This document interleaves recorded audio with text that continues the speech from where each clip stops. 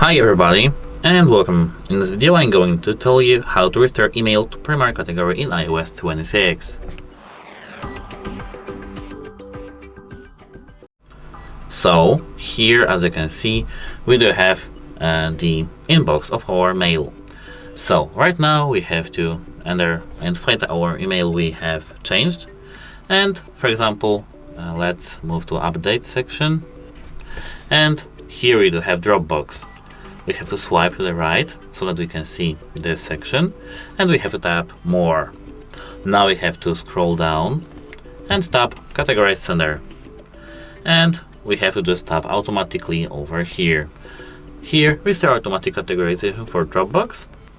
Continue. And as you can see, Dropbox is not there. That's it. Hope it helps you, and goodbye.